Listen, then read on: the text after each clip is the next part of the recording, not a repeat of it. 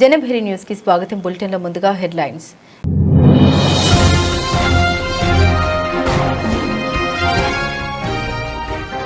Malaysia community ప్రోగ్రాంలో పాల్గొన్న మోదీ. భారత సంతతి కమ్యూనిటీ ఉన్న రెండో అతిపెద్ద దేశం మలేషియా అన్న ప్రధాని.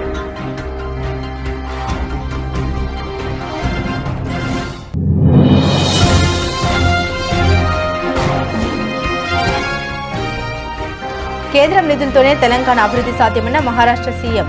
బీఆర్ఎస్ కాంగ్రెస్ రాష్ట్రాన్ని దోచుకున్నాయన్న ఫడ్నవీస్.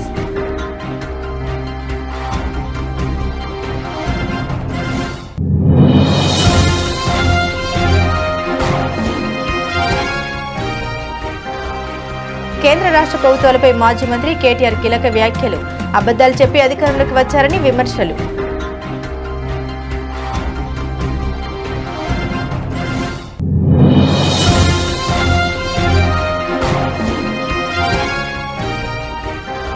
ఓవైసీపై బండి సంజయ్ విమర్శనాస్త్రాలు. ఎప్పుడైనా ముస్లిం మహిళల సమస్యలపై మాట్లాడారా అని నిలదీసిన కేంద్ర మంత్రి.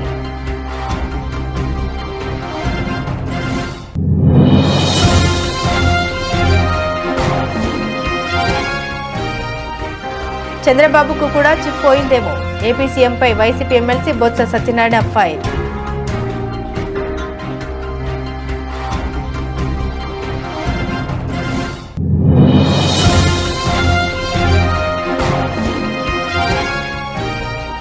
కాంగ్రెస్ ప్రభుత్వంపై జాగృతి అధ్యక్షురాలు కవిత సంచలన ఆరోపణలు.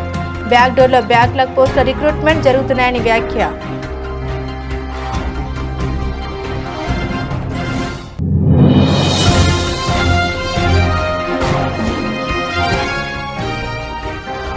వంగవీటి నుండి అంబటి వరకు టీడీపీకి కాపులే టార్గెట్. టీడీపీపై విరుచుకుపడ్డ మాజీ మంత్రి గుడివాడ అమర్నాథ్.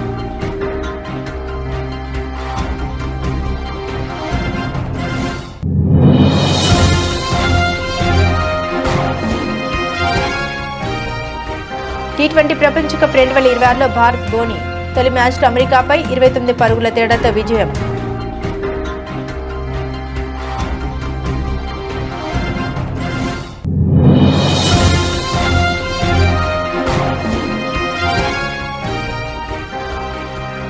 రేసింగ్ ట్రాక్ పై కోలీవుడ్ స్టార్స్. అజిత్ ని కలిసిన Sivakarthikeyan.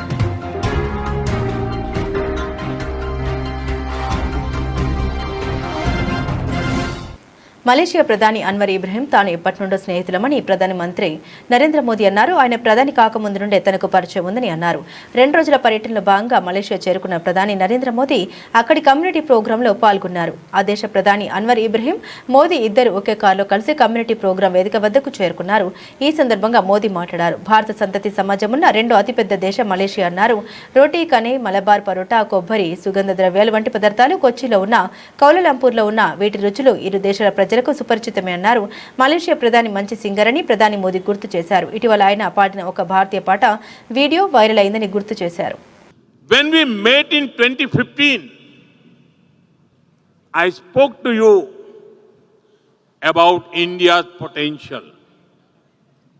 Now I speak to you about India's performance. In 1 decade, India has seen a massive transformation. Then we were the 11th largest economy in the world. Now we are knocking on the doors of the top 3.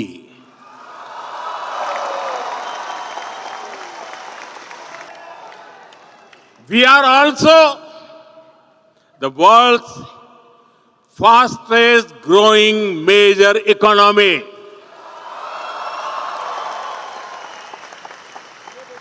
Then, Make in India was a sapling that was just planted.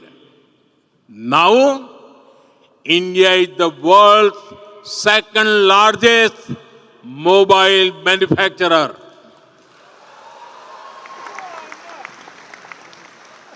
Our defense exports have gone up nearly 30 times since 2014. India has also become the third largest startup hub in the world. We have built world's largest digital public infrastructure and the world's largest fintech ecosystem. Nearly half of the world's real-time digital transactions happen in India. Thanks to our UPI platform. While growing fast, we also ensured that our growth is clean and green. ఉగ్రవాదం విషయంలో భారత్ రాజీ పడబోదని ప్రధాని నరేంద్ర మోదీ మరోసారి స్పష్టం చేశారు. Malaysia పర్యటనలో భాగంగా ఆ దేశ ప్రధాని అన్వర్ ఇబ్రహీంతో ప్రధాని భేటీ అయ్యారు. ఈ సందర్భంగా రక్షణ, జాతీయ భద్రత, సెమీ కండక్టర్లు, వాణిజ్యం సహా పలు అంశాలపై ఇరువురు చర్చలు జరిపారు. సమావేశం అనంతరం ప్రధాని మోదీ మాట్లాడారు. భారత్కు మలేషియాతో ప్రత్యేకమైన అనుబంధం ఉందని తెలిపారు. ఇరు దేశాలు విభిన్న రంగాల సంబంధాన్ని మరింత శక్తివంతం చేసుకునేందుకు కట్టుబడి ఉన్నట్లు తెలిపారు. ఉగ్రవాదంపై తమ సందేశం స్పష్టంగా ఉందని అన్నారు. ఈ విషయంలో ద్వంద్వ వైఖరికి, రాజీ వైఖరికి తావులేదని స్పష్టం చేశారు మోదీ. मेरे मित्र प्रधानमंत्री जी, आपका हृदय से बहुत बहुत आभार व्यक्त करता हूँ। जिस प्रकार से मेरा और मेरे डेलीगेट का स्वागत किया गया और मैंने देखा है कि परंपराओं से हट करके एक प्रकार से मलेशिया के जीवन को आपने इन कुछ ही घंटों में बहुत बखूबी प्रस्तुत किया और इतने बढ़िया तरीके से चीजों को ऑर्गेनाइज किया, वो हमेशा हमें से याद रहने वाली है। और इसके लिए मैं हृदय से विशेष रूप से आभार व्यक्त करता हूँ। और एक मित्रता क्या होती है, मित्रता की ऊंचाई और गहराई क्या होती है, ये मैं पूरी तरह अनुभव कर रहा हूँ और इसके लिए मैं आपका बहुत बहुत आभारी हूँ। एक्सेलेंसी, मेरा सौभाग्य है कि प्रधानमंत्री के रूप में मुझे तीसरी बार मलेशिया आने का मौका मिला है और हमारी मित्रता ऐसी है कि आपके कार्यकाल में मुझे चौथी बार आपको मिलने का मौका मिल रहा है। ये भी अपने आप में हमारी गति और सक्रियता दिखाता है। बीते वर्षों में हमारे द्विपक्षीय संबंधों ने जो गति और गहराई प्राप्त की है, वो वास्तव में प्रेरणादायक है। इसमें आपके अमूल्य योगदान के लिए मैं हृदय से आपका धन्यवाद करता हूं। आज एग्रीकल्चर और मैन्युफैक्चरिंग जैसे क्लीन एनर्जी और सेमीकंडक्टर तक రాష్ట్రీయ స్వయం సేవక్ సంఘ్ శతాబ్ది ఉత్సవాల్లో భాగంగా ముంబై వర్లిలో జరిగిన కార్యక్రమానికి బాలీవుడ్ నటుడు సల్మాన్ ఖాన్ హాజరయ్యారు. ఆర్ఎస్ఎస్ చీఫ్ మోహన్ భాగవత్ ప్రసంగాన్ని ఆసక్తిగా విన్నారు. సల్మాన్తో పాటుగా దర్శకుడు సుభాష్ ఘాయ్, పాటల రచయిత ప్రసూన్ జోషి తదితర సినీ ప్రముఖులు సభకు హాజరయ్యారు.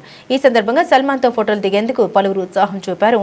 మరోవైపు సంఘ్ ఎవరికీ వ్యతిరేకం కాదని ఆ సంస్థ సంఘ్ సంచాలక్ మోహన్ భాగవత్ తెలిపారు. సంఘ్ ఎప్పుడూ అధికారం కోరుకోదని, అలాగే ఒత్తిడి చేసే బృందం కూడా కాదని, కేవలం సమాజ ఐక్యత కోసం పనిచేస్తుందని స్పష్టం చేశారు. సమాజంలో ఐక్యత లోపించడాన్ని గమనించిన డాక్టర్ కేశవ్ బలరాం హెడ్గేవార్ 1925లో ఆర్ఎస్ఎస్ ప్రారంభించారని భగవత్ గుర్తు చేశారు.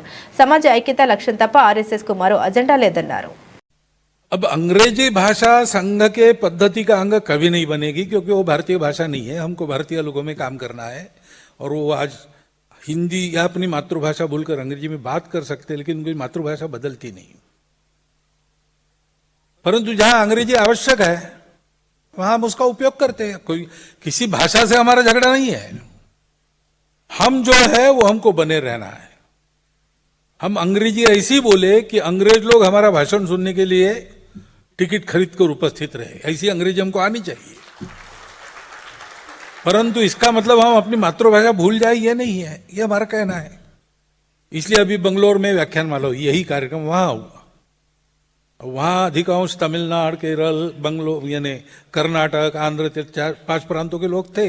उसमें से कई लोगों को न हिंदी आती है तो अंग्रेजी में बोलना पड़ा। तो पूरे 2 भाषण मैंने अंग्रेजी में दिए, प्रश्नों के उत्तर अंग्रेजी में दिए। तो हम करते हैं।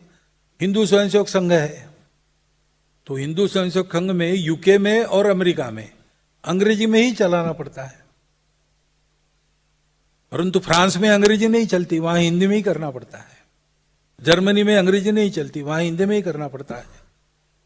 बाहर जो हिंदू स्वयंसेवक संघ का काम विभिन्न देशों में चलता है, उसके लोग जब इकट्ठा आते हैं तब 2 ग्रुप हो जाते हैं। जिन देशों में अंग्रेजी चलती है और जिन देशों में अंग्रेजी नहीं चलती, वहां हिंदी ही चलती है। तो ये फैक्ट है कि हम कितना भी अंग्रेजी बोले कुछ करें, हमको अगर भारत से जुड़ाना है, भारतीय लोगों से संवाद करना है, तो या तो अपनी मातृभाषा या हिंदी, ये 2 ही ऑप्शन अभी है। थोड़ा थोड़ा संस्कृत, कोई विदेशी भाषा ये काम नहीं कर सकती। इसलिए अंग्रेजी से हमारा बैर नहीं है, और जहां बिना अंग्रेजी काम नहीं होता वहां हम अंग्रेजी का उपयोग करते हैं। लेकिन अब हम संघ में अंग्रेजी चलाएंगे ऐसा हम कभी करेंगे नहीं। संघ में भारतीय भाषाएं चलेंगी। తెలంగాణలో ఇప్పటివరకు జరిగిన అభివృద్ధి మొత్తం కేంద్రం ఇచ్చిన నిధులతోనే సాధ్యమైందని మహారాష్ట్ర సీఎం దేవేంద్ర ఫడ్నవీస్ అన్నారు. ధనిక రాష్ట్రమైన తెలంగాణను బీఆర్ఎస్ కాంగ్రెస్లు దోచుకుని అప్పుల ఊబిలోకి నెట్టేశాయని విమర్శించారు. ఆసిఫాబాద్ జిల్లా కాగజ్ నగర్ ఎస్పీఎం క్రీడా మైదానంలో నిర్వహించిన విజయ్ సంకల్ప సభలో మంచిర్యాలలో జరిగిన రోడ్ షోలో ఫడ్నవీస్ మాట్లాడారు. కేంద్ర సహకారం లేకపోతే రాష్ట్రంలో మౌలిక వసతులు అసాధ్యమని తెలిపారు. కేంద్ర ప్రభుత్వం ప్రవేశపెట్టిన పథకాల వల్లే నేడు దేశవ్యాప్తంగా నగరాలు, పట్టణాల అభివృద్ధి జరుగుతుందని తెలియజేశారు.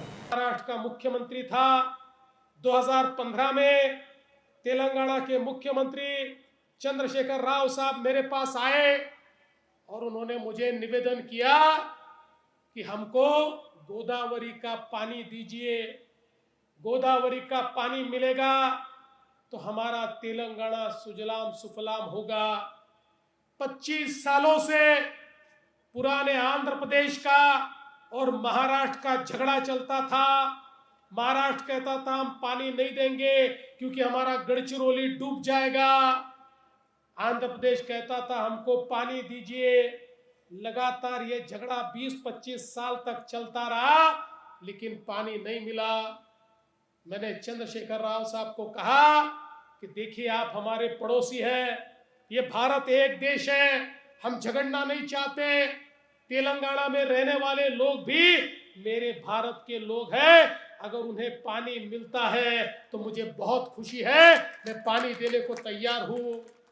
मैंने उनको समझाया कि आप थोड़ी सी हाइट अगर कम करेंगे तो आपको पानी भी मिलेगा, आपका पूरा तेलंगाना सुजलाम सुफलाम भी होगा और मेरा गढ़चिरौली भी डूबने से बचेगा।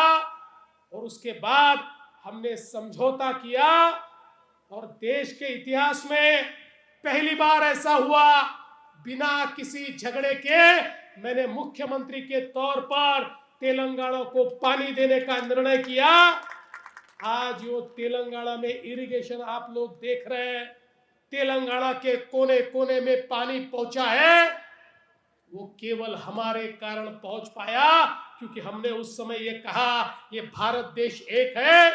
वो महाराष्ट्र में बसने वाला हो या तेलंगाना में बसने वाला, अगर महाराष्ट्र का नुकसान नहीं होता और तेलंगाना को फायदा होता है तो हम पानी देने के लिए तैयार है।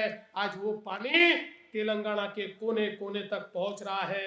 కేంద్ర రాష్ట్ర ప్రభుత్వాలపై మాజీ మంత్రి బీఆర్ఎస్ వర్కింగ్ ప్రెసిడెంట్ కేటీఆర్ కీలక వ్యాఖ్యల్ని చేశారు. మున్సిపల్ ఎన్నికల ప్రచారంలో భాగంగా తాండూరులో కేటీఆర్ ప్రచారం ముమ్మరం చేస్తున్నారు. ఈ సందర్భంగా ఆయన మాట్లాడారు. పైన మోదీ కింద కేడీ అంటూ ధ్వజమెత్తారు. రేవంత్ కాంగ్రెస్ మనిషి కాదని, ఎప్పటికైనా ఆయన బీజేపీ మనిషి అంటూ వ్యాఖ్యానించారు. మైనార్టీలకు అరచేతుల స్వర్గం చూపించి అధికారంలోకి వచ్చారని, 2 ఏళ్లలో ఒక్క పని కూడా చేయలేదని దుయ్యబట్టారు కేటీఆర్. हमारे बहनों के साथ आपने वादा किया था, कांग्रेस पार्टी ने, आपने कहा कि अगर शादी मुबारक के जरिए केसीआर साहब 1 लाख रुपया दे रहे हैं तो हम लोग उसके ऊपर से 1 तोला सोना आपको देंगे। मिला किसी को है सोना? सोना छोड़ो, सोने नहीं दे रहा इन्हों, छोड़ रहे इन्हों रेवंत रेड्डी। सोना तो छोड़ो, गरीबों को सोने तक नहीं दे रहा, गरीबों की बस्तियां गिरा रहा, गरीबों की घर गिरा रहा। 1 पैसे का काम भी 2 साल में आज तक नहीं किया। हमारे खवातीन बहनों के साथ वादा किया था कि आप बहनों को हर महीने आपको 2,500 रुपया मिलेगा। मिला किसी को? ना रमजान का तोहफा देता है, ना हमारी रीत और रिवाज की इज्जत करता है, और बार बार बड़े भाई की जिक्र करता है, बार बार बड़े भाई। ऊपर राहुल बाबा है दिल्ली में, उन्होंने नादान है बेचारा, राहुल बाबा बोलते रहता ऊपर कि चौकीदार चोर है। चौकीदार कौन है? चौकीदार कौन है? चौकीदार चोर है बोलता राहुल बाबा। रेवंत बाबा क्या बोलता मालूम आपको? नहीं नहीं नहीं नहीं नहीं नहीं, चौकीदार चोर नहीं है, चौकीदार हमारे बड़े भाई है। उन्होंने बड़े भाई कहते मोदी, इन्होंने छोटे भाई कहते ऊपर मोदी, यहाँ पे केड़ी। आप सोचो जरा, ऊपर मोदी यहाँ पे केड़ी। इस वास्ते मैं बोल रहा हूं, ये आदमी कांग्रेस का आदमी नहीं है, एक कभी भी जाके बीजेपी में डाइव मारने वाला आदमी है। इस पे भरोसा नको करो आप। मैं बार बार आपको याद दिला रहा हूं, यहाँ पे जितने बहन और भाई हमारे, राहुल बाबा बोलते कि अदानी फ्रॉड है, रेवंत बाबा बोलते अदानी हमारे फ्रेंड है। आज देखिए आप बहरूपीय हरकत इनकी। इस वास्ते में बोल रहा हूं बहनों, 6 गारंटी बोले, 420 वादा करे हमारे మైనారిటీ के। నంద్యాల జిల్లా శ్రీశైలంలో మహాశివరాత్రి బ్రహ్మోత్సవాలు ఆదివారం నుండి ఈ నెల 18 వరకు నిర్వహించనున్నారు. బ్రహ్మరాంబ మల్లికార్జున స్వామి అమ్మవార్లకు ప్రతినిత్యం విశేష అర్చనలు, ప్రత్యేక పూజలు, పలు వాహన సేవలతో గ్రామోత్సవాలు నిర్వహించనున్నట్లు ఈవో ఎం శ్రీనివాసరావు ఆలయ ధర్మకర్తల మండలి అధ్యక్షుడు పోతుకుంట రమేష్ నాయుడు తెలిపారు. బ్రహ్మోత్సవాల సందర్భంగా ఆర్జిత సేవలని తాత్కాలికంగా నిలిపివేశారు. వీఐపీలకు సైతం స్పర్శ దర్శనాలను నిలిపివేశారు. అలంకార దర్శన విధానాల్లో మార్పులు చేశారు. వీఐపీ విరామ దర్శనాలు 3 స్లాట్లు, ఉచిత, శీఘ్ర, అతిశీఘ్ర దర్శనాలు నిరంతరం కొనసాగేలా ప్రత్యేక క్యూలైన్లు ఏర్పాటు చేశారు. జ్యోతిర్ముడి సమర్పించే భక్తులకు మాత్రం ఆదివారం నుండి ఈ నెల 12 వరకు స్పర్శ దర్శనానికి అవకాశం కల్పించనున్నారు. భక్తులు వేచి ఉండేందుకు పూర్తి సదుపాయాలతో 20 కంపార్ట్మెంట్లు సిద్ధం చేశారు. శివరాత్రికి ముందు 4 రోజుల పాటు భక్తులకు ఉచితంగా లడ్డు ప్రసాదం వితరణ చేయనున్నట్లు అధికారులు తెలిపారు. వివిధ ప్రాంతాలను కలుపుతూ 39 ఎకరాల విస్తీర్ణంలో వాహనాల పార్కింగ్కు ఏర్పాటు చేశారు. సుమారు 12 కోట్లతో సదుపాయాలు కల్పిస్తున్నట్లు అధికారులు తెలిపారు. ఎంఐఎం అధినేత అసదుద్దీన్ ఓవైసీపై బీజేపీ నేత కేంద్ర హోంశాఖ సహాయ మంత్రి బండి సంజయ్ విమర్శనాస్త్రాలు సంధించారు. మున్సిపల్ ఎన్నికల ప్రచారంలో భాగంగా కరీంనగర్లో నిర్వహించిన స్ట్రీట్ కార్నర్ మీటింగ్లో బండి సంజయ్ మాట్లాడారు. ఎప్పుడైనా ముస్లిం మహిళల సమస్యలపై ఓవైసీ మాట్లాడారా అని ప్రశ్నించారు. ట్రిపుల్ తలాక్ రద్దుతో ముస్లిం మహిళలకు మేలు జరిగిందా అనే విషయంపై దమ్ముంటే సమాధానం చెప్పాలని ఆయన డిమాండ్ చేశారు. ట్రిపుల్ తలాక్ను రద్దు చేసి ముస్లిం మహిళలకు భరోసా కల్పించిన పార్టీ బీజేపీ అని స్పష్టం చేశారు. ట్రిపుల్ తలాక్ రద్దుకు ఎంఐఎం అనుకూలమా, వ్యతిరేకమా చెప్పే ధైర్యం ఉందా అంటూ ఓవైసీకి బండి సవాల్ విసిరారు. ఇలా మా నరేంద్ర మోడీ నిన్న నారకు వచ్చారు, 15 మంది ముస్లిం అమ్మాయిలు నారకు వచ్చారు. వచ్చి వాళ్ళ చేతి మీద లోటస్ వేసుకొని, ఇగో బండి సంజయ్ భాయ్ సాబ్, ఇగో మేము బీజేపీకి వేస్తున్నామని చెప్పి నాకు వచ్చి ఫోటో దిగిపోయారు ముస్లిం మహిళలు. ఇలా నరేంద్ర మోడీ వాళ్ళకి అన్నక తండ్రి అన్న అన్నీ అనే. వారణాసిలో నరేంద్ర మోడీ కాశీలో పోటీ చేస్తే 2000 మంది ముస్లిం మహిళలు ఈ చేతిలో లోటస్ వేసుకొని మోడీ జిందాబాద్, మోడీ జిందాబాద్ అనుకుని ర్యాలీ తీసిరాక. ఎందుకో తెలుసాక, తలాక్ తలాక్ తలాక్ అంటే కథం వాళ్ళ జీవితం నాశనం. వాడు దుబాయ్లో ఉంటాడు, పెళ్లి చేసుకొని మస్కట్ పోతాడు, దుబాయ్ పోతాడు, అమెరికా పోతాడు, ముంబై పోతాడు, ఢిల్లీ పోతాడు. ఆ నుంచి తలాక్ తలాక్ అంటే వీళ్ళ తలాక్ అయితే వీళ్ళ పరిస్థితి ఏందకేయాలా? ఏ కారణం లేకుండా తలాక్ తలాక్ అంటే వాళ్ళ బతుకు బరబతుంది. వాళ్ళ పిల్లలు ఉంటారు, 5 పిల్లలు ఉంటారు. తలాక్ తలాక్ అని వెళ్ళిపోతే ఆ పిల్లలు, ఆ తల్లిదండ్రులకు భారమై తిండికి తిండిలేని పరిస్థితి వాళ్ళందరూ కూడా. అందుకే నరేంద్ర మోడీ ఈ త్రిపుల్ తలాక్ వద్దే వద్దు, నా ముస్లిం మహిళలు క్షేమంగా ఉండాలి, త్రిపుల్ తలాక్ అన్నవన్నీ కంపల్సరీ లోపడేసి చేస్తా అని చెప్పి త్రిపుల్ తలాక్ను రద్దు చేసి ఇలా ముస్లిం మహిళల బతుకులను కాపాడిన వ్యక్తి నరేంద్ర మోడీ యొక్క. అందుకే మొత్తం దేశం మొత్తం ముస్లిం మహిళలందరూ కూడా మాకు ఎంఏ పార్టీ గిమ్మే పార్టీ జాంతానై, మాకు ఒకటే పార్టీ త్రిపుల్ తలాక్. రాజకీయ పార్టీ అంటే తెలుగుదేశం తప్ప మరే పార్టీ రాష్ట్రంలో బ్రతకకూడదా అని శాసన మండలి విపక్ష నేత బొత్స సత్యనారాయణ నిలదీశారు. మాజీ మంత్రుల ఇళ్లపై పెట్రోల్ బాంబులతో దాడి చేయడం అంటే ఇది హత్య ప్రయత్నం కాదా అని ప్రశ్నించారు. వాళ్ళ మీద హత్యయత్నం కాకుండా కంటి తుడుపు కేసులు పెట్టారని, కోర్టులో వీటిపై ఖచ్చితంగా తేల్చుకుంటామని బొత్స సత్యనారాయణ స్పష్టం చేశారు. ఇలాంటి దుర్మార్గమైన ప్రభుత్వాలు ఉండటమే రాష్ట్రానికి ప్రమాదకరమని ధ్వజమెత్తారు. అంత దూరం నుంచి అల్లరమ్మకులు వచ్చి ఈ రకంగా పెట్రోల్ బాంబులు, యాసిడ్ బాంబులు వేసి ఇంట్లో ఉన్న వాళ్ళందరినీ కూడా జరగకూడదు జరిగితే అదే మీ ఆలోచన విధానం ఏంటి? చూస్తే మీరు వచ్చి కేసు పెట్టి కేసుకు వచ్చి 20 మందికి బెయిల్ ఇచ్చేస్తారా? ఎందుకు పెట్టారు కేసు? ఏం కేసు పెడతారు? పెట్రోల్ బాంబు వేస్తే కేసు ఏం పెడతారు? ఇంట్లో ఉన్న వాళ్ళందరి మీద వాళ్ళు వచ్చి కక్ష తీర్చుకోవడానికి లేకపోతే వాళ్ళని తుదముట్టించడానికి వచ్చేసిన కార్యక్రమం కదా అది 304 కదా. 304 సెక్షన్ ఎందుకు పెట్టలేదు మీరు దాంట్లో? కారణం ఏంటి? పెట్టకంటే ఏదో ముక్కుపుడిగా ఏదో రేపు కోర్టులో పెడతారు కాబట్టి అది చెప్పడానికి ఏంటిది అంటే? ఎవరు మరి రాజకీయ పార్టీ అంటే మీ పార్టీ మీ తప్ప ఎవరు బతకూడదు, ఎవరు ఉండకూడదా? ఏమనుకుంటున్నారు?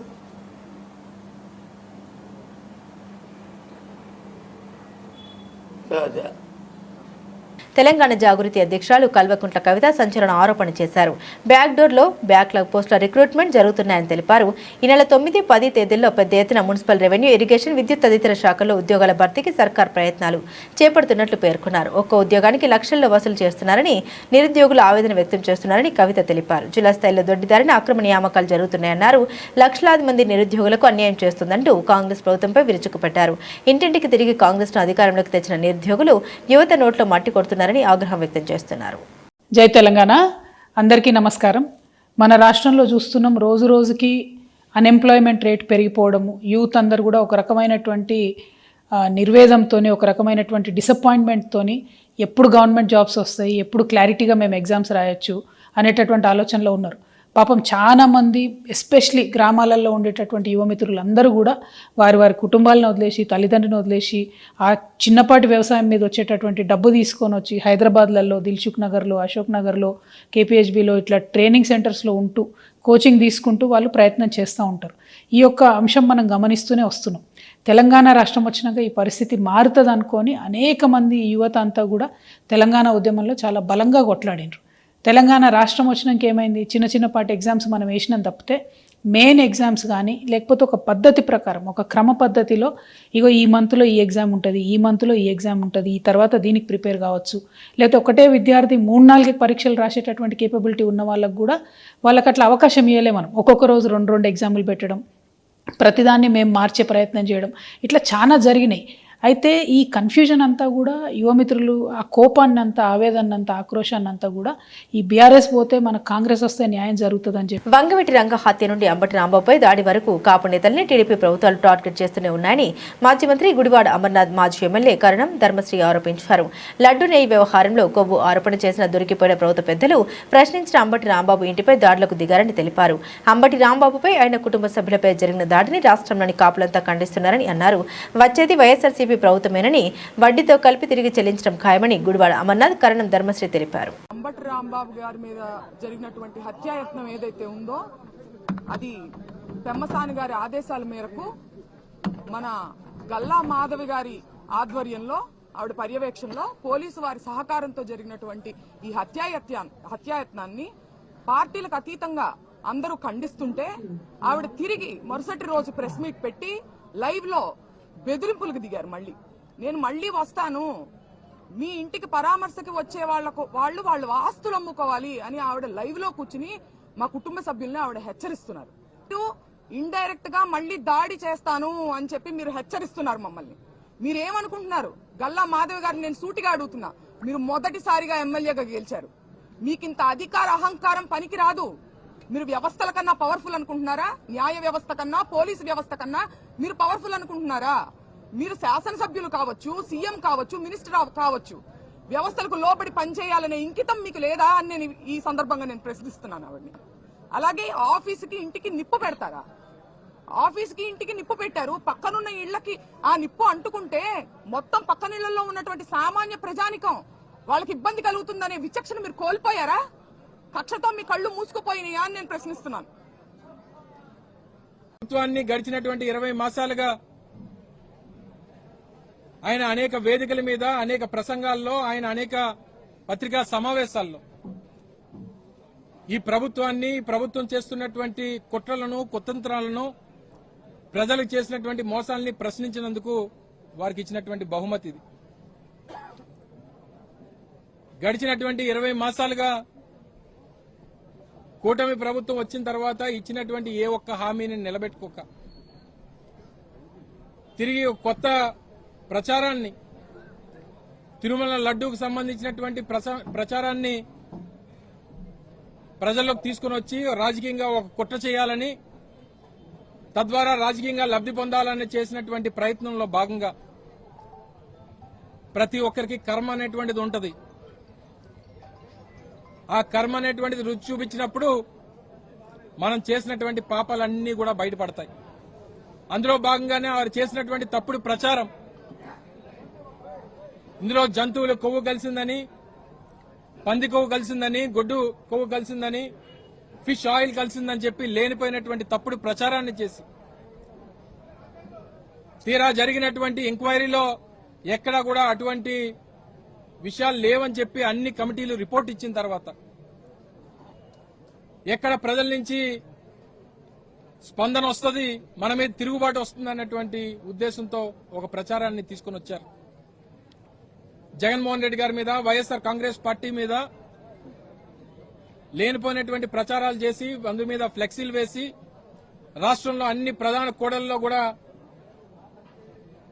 ఈ ఫ్లెక్సీల్ని ప్రదర్శించి రెచ్చగొట్టేటువంటి కార్యక్రమం చేస్తే 30వ తారీఖున రాంబాబు గారు హెచ్చరించారు, 24 గంటల్లో దాన్ని తీయకపోతే మేము తొలగించాల్సినటువంటి. ఐసీసీ టీ20 ప్రపంచ కప్ 2026 ప్రస్థానాన్ని టీమిండియా గెలుపుతో ప్రారంభించింది. ముంబైలోని వాంకడే స్టేడియం వేదికగా శనివారం జరిగిన తమ తొలి మ్యాచ్లో అమెరికాపై 29 పరుగుల తేడాతో ఘన విజయం సాధించింది. కెప్టెన్ సూర్యకుమార్ యాదవ్ 84 నాటౌట్ అద్భుతమైన ఇన్నింగ్స్తో జట్టును ఆదుకోగా బౌలర్లు సమిష్టిగా రాణించి భారత్కు చిరస్మరణీయ విజయాన్ని అందించారు. ఈ గెలుపుతో సూర్యకుమార్ సేన టోర్నీలో శుభారంభం చేసింది. 162 పరుగుల లక్ష్యంతో బరిలోకి దిగిన అమెరికాకు కూడా సరైన ఆరంభం లభించలేదు. భారత పేసర్లు మహమ్మద్ సిరాజ్, హర్షదీప్ సింగ్ దాటికి 13 పరుగులకే 3 వికెట్లు కోల్పోయింది. దీంతో అమెరికా 20 ఓవర్లలో 8 వికెట్లకు 132 పరుగులు మాత్రమే చేసి ఓటమి పాలింది. ఈ మ్యాచ్లో టాస్ గెలిచిన అమెరికా ఫీల్డింగ్ ఎంచుకుంది. దీంతో బ్యాటింగ్కు దిగిన భారత్కు ఆరంభంలోనే భారీ షాక్ తగిలింది. ఈ దశలో కెప్టెన్ సూర్యకుమార్ యాదవ్ తనదైన శైలిలో ఇన్నింగ్స్ను నిర్మించాడు. ఒకవైపు వికెట్లు పడుతున్నా మరో ఎండ్లో సూర్యకుమార్ ఒంటరి పోరాటం చేశాడు. కేవలం 49 బంతుల్లో 10 ఫోర్లు, 4 సిక్సర్లతో 84 పరుగులు చేసి అజేయంగా నిలిచారు. రింకు సింగ్ 6, హార్దిక్ పాండ్యా 5, విఫలమైన చివర్లో అక్షర్ పటేల్ 14తో కలిసి జట్టు స్కోర్ను ముందుకు నడిపించారు. సూర్య సూపర్ ఇన్నింగ్స్ కారణంగా టీమిండియా నిర్ణీత 20 ఓవర్లలో 9 వికెట్ల నష్టానికి 161 పరుగుల గౌరవప్రదమైన స్కోర్ చేయగలిగింది. అమెరికా బౌలర్లలో వాన్ షాల్క్విక్ 4 వికెట్లతో సత్తా చాటారు.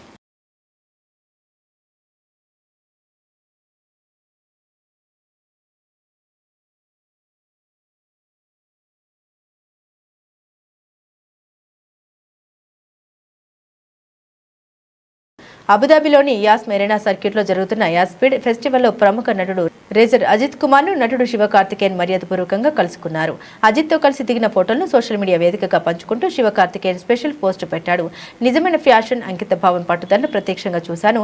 ఒక గొప్ప వ్యక్తితో గడిపిన ఈ రోజు ఎంతో స్ఫూర్తిదాయకంగా ఉంది. ఎప్పటికీ మిమ్మల్ని ఆదర్శంగా తీసుకుంటాను ఏకేసార్ అంటూ తన సోషల్ మీడియా ఖాతాలో రాసుకొచ్చారు. ఈ ఫోటోలో శివకార్తికేయన్, అజిత్ కుమార్ రేసింగ్ జెర్సీ ధరించి కనిపించడం విశేషం.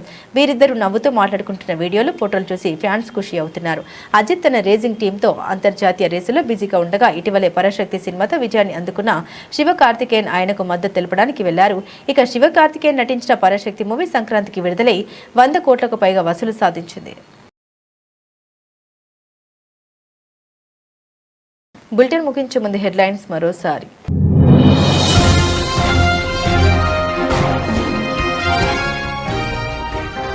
మలేషియా కమ్యూనిటీ ప్రోగ్రాంలో పాల్గొన్న మోదీ. భారత సంతతి, కమ్యూనిటీ ఉన్న రెండో అతిపెద్ద దేశం మలేషియా అన్న ప్రధాని.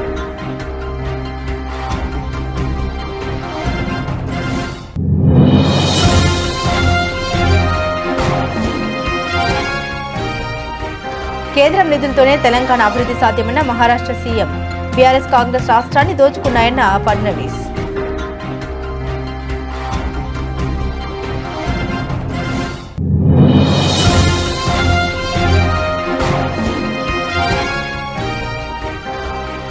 కేంద్ర రాష్ట్ర ప్రభుత్వాలపై మాజీ మంత్రి కేటీఆర్ కీలక వ్యాఖ్యలు.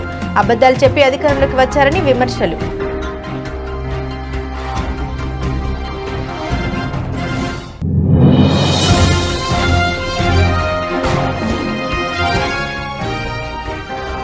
ఓవైసీపై బండి సంజయ్ విమర్శనాస్త్రాలు.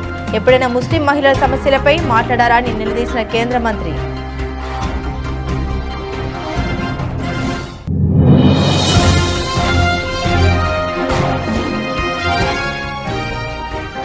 చంద్రబాబుకు కూడా చిప్ పోయిందేమో. ఏపీ సీఎంపై YCP MLC Botsa Satyanarayana fire.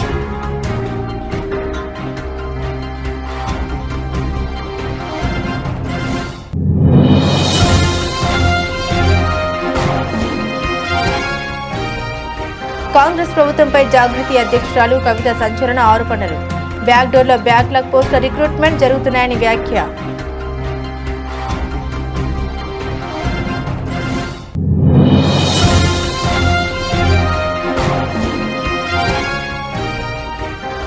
Vangaveeti నుండి అంబటి వరకు టీడీపీకి కాపులే టార్గెట్. టీడీపీపై విరుచుకుపడ్డ మాజీ మంత్రి గుడివాడ అమర్నాథ్.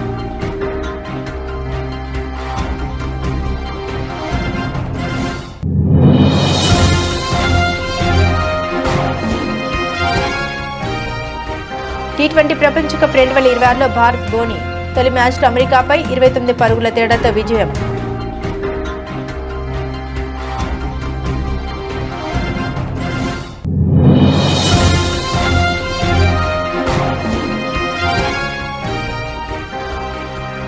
రేసింగ్ ట్రాక్ పై కోలీవుడ్ స్టార్స్ అజిత్ ని కలిసిన శివకార్తికేయన్.